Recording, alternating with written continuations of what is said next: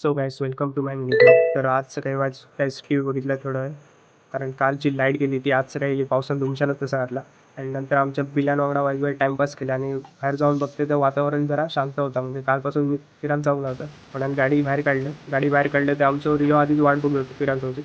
एका बसवल्या मग गाडीवर आणि आम्ही निघालो सागरेश्वर बीचला जाऊ. आमच्या इकडून गॅस 15 मिनिटावर जा बीच. नंतर एका शॉपवर उभी केली गाडी. हेलो. हाँ, कैसे हो? अच्छा. बिस्किट आणि वेपरचं पॅकेट घेऊन निघाले सागरेश्वर बीचला जाऊ. आणि गॅस अर्ध्या वाटेत आम्ही पोचलो. तुमका रिओ दाखवले कसं पटेल उभं राहलो आमचं. आणि गॅस सागरेश्वर मंदिर दिलं आमचं तिकडे सागरेश्वर बीचला जाताना लागतं. गॅस 1 नंबर मंदिर आहे. तुम्ही कधी सागरेश्वर बीचला वेगवेगळं दिला तर नक्की भेट द्या.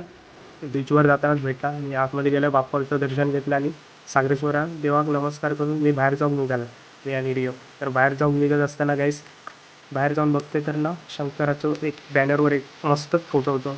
भारी वाटलो आणि तिकडलं नंतर व्ह्यू घेतला, मस्त आनंद घेतला तिकडलं.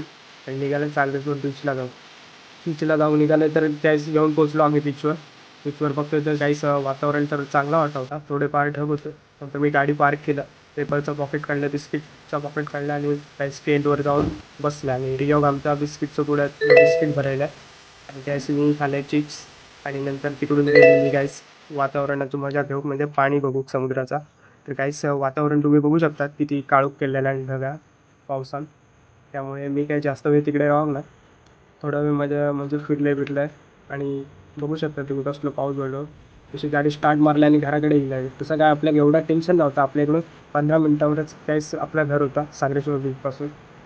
आणि मग थोडा निघाला आम्ही येऊन पोचलो आमच्या घराच्या इकडे. आणि काहीच जर तुमचा मिनी ब्लॉग आवडला लाईक करा, शेअर करा आणि मला फॉलो करू विसरा नका.